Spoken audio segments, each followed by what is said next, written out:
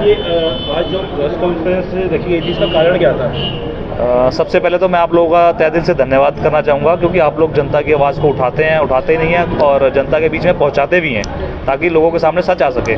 जैसा कि आपने पूछा है कि आज की प्रेस वार्ता का क्या मुद्दा था। कुछ लोगों द्वारा गुरुद्वारे में काफ़ी हिसाब किताब को लेकर झोलमोल किया जा रहा था, गुरुद्वारे की प्रधानी को लेकर झगड़ा किया जा रहा था, कुछ लोगों को इकट्ठे करके हिंदू सिख का विवाद उत्पन्न किया जा रहा था। उस संबंध में आज जो है प्रेस वार्ता हमारे द्वारा रखी गई। तो जो गुरुद्वारा है वो कहाँ पे स्थापित है और वो लोग कौन है जो इसको कहते हैं दंगे को जो आप बता रहे हैं कि कहते हैं सांप्रदायिक दंगा फैलाने का प्रयास कर रहे हैं, वो लोग कौन है? ये गुरुद्वारा जो है, गुरुद्वारा सिंह सभा जो है हर एक शहर का सेंट्रल होता है। गुरुद्वारा सिंह सभा ऋषिकेश है जो रेलवे रोड पर स्थित है। और जो लोग ये जिनके नाम आप पूछना चाह रहे हैं, मैं आपको क्लियर बता दूं, जो पहले एक कमेटी रही है जिसमें प्रधान जो रहे हैं सरदार गोविंद सिंह रहे हैं और उनके मीत प्रधान रहे हैं परमजीत सिंह रहे हैं, मंगा सिंह रहे हैं और प्रेम सिंह रहे हैं, अन्य उनकी कमेटी में सदस्य रहे हैं, जिनके द्वारा बार बार इस चीज़ को उत्पन्न किया जा रहा है। क्योंकि जब नवनियुक्त जो प्रधान साहब थे कि गुरुद्वारे में एक प्रोसेस चलता है, इलेक्शन का नहीं सिलेक्शन का चलता है। तो सिलेक्शन जो परंपरा चलती आ रही थी उसी तरीके से सिलेक्ट हुए सरदार गुरमेल सिंह सर्वसहमति से सिलेक्ट किए गए। अब इन्होंने अपनी टीम का गठन किया। गठन करते हुए इन्होंने गुरुद्वारे का हिसाब किताब पूछना चाहा।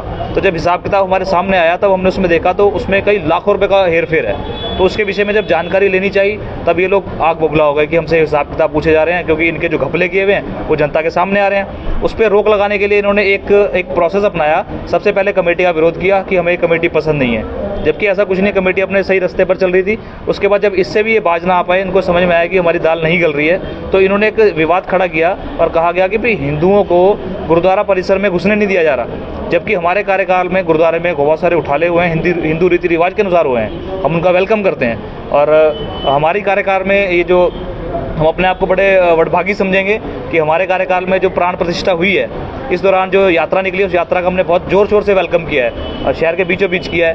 तो हमारा और हिंदुओं का तो नाखून मांस का रिश्ता है, हम तो कभी अलग हो ही नहीं सकते। लेकिन इन लोगों द्वारा माहौल को भड़काने का प्रयास किया जा रहा है, लोगों को एकत्रित किया जा रहा है और कहा जा रहा है हिंदुओं को घुसने दे रहा है, जबकि ऐसा कोई मामला नहीं है। लोगों को उकसा के भड़का कर गुरुद्वारे में एकत्रित करके इन्होंने गुरुद्वारे की संपत्ति में तोड़फोड़ करी। गुरुद्वारे का ताला भी कार्यालय का तोड़ दिया गया था। लगभग जो ये घोटाला है ये कितने का रहा होगा?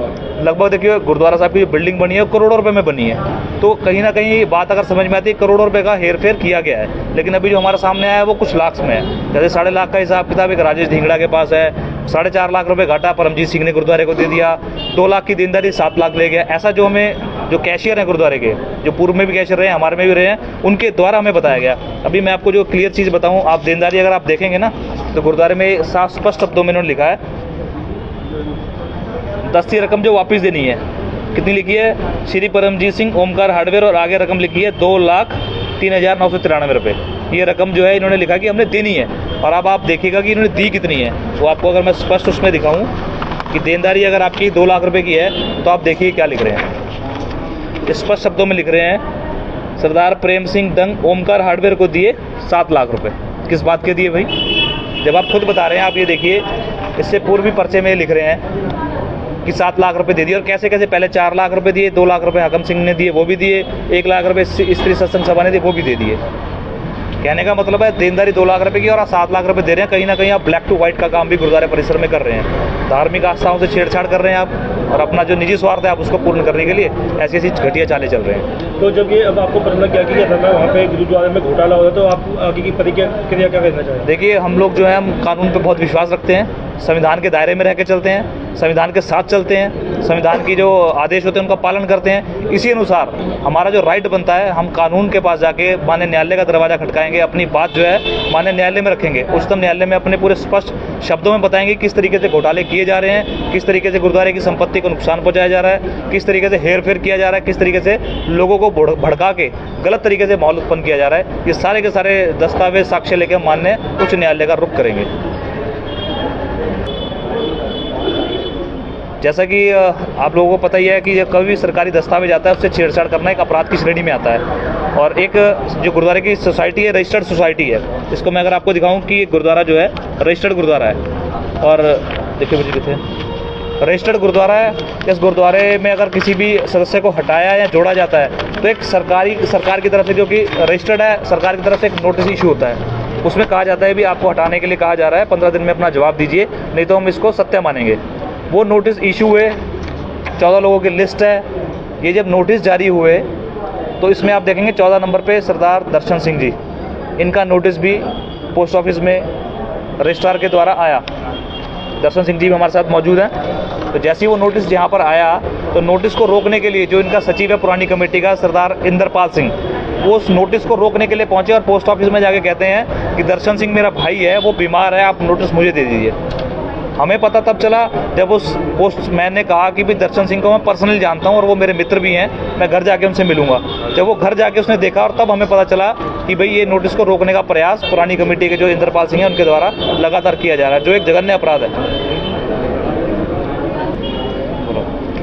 ये करीबन 1 साल पहले की बात है। गुरुद्वारे में एसी लगाने के लिए संगत को अपील करी गई कि गुरुद्वारे में 8 एसी लगने हैं। तो 8 एसी में संगत ने, उसमें मैं भी हूँ, 1 लाख रुपए मैंने भी एसी के लिए दिया था और संगत ने भी दिया होगा पैसा, लेकिन वो एसी अभी तक गुरुद्वारे में नहीं लगा। और वो पैसा कहाँ गया है न उसके बारे बताया, कहीं और इस्तेमाल करें तो उसकी हमें जानकारी देते, कोई जानकारी नहीं दी। तो इस बारे में भी कुछ निकाल कर जाए। दर्शन सिंह, जो कि मेरी चिट्ठी पोस्टमैन ने मेरे को बताया गया कि आपकी चिट्ठी लेने के लिए कोई पोस्ट ऑफिस दूसरा आदमी गया, उसने बोला कि 14 चिट्ठी यहाँ रखी हैं, ये हमारे को दी जाए।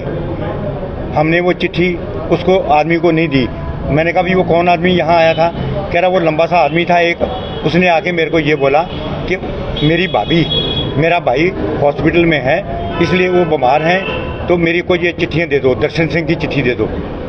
उन्होंने पोस्टमैन ने इनकार कर दिया देने के लिए। उन कमेटी वालों को पता है कि जो आदमी गया है वहाँ पर लेने के लिए।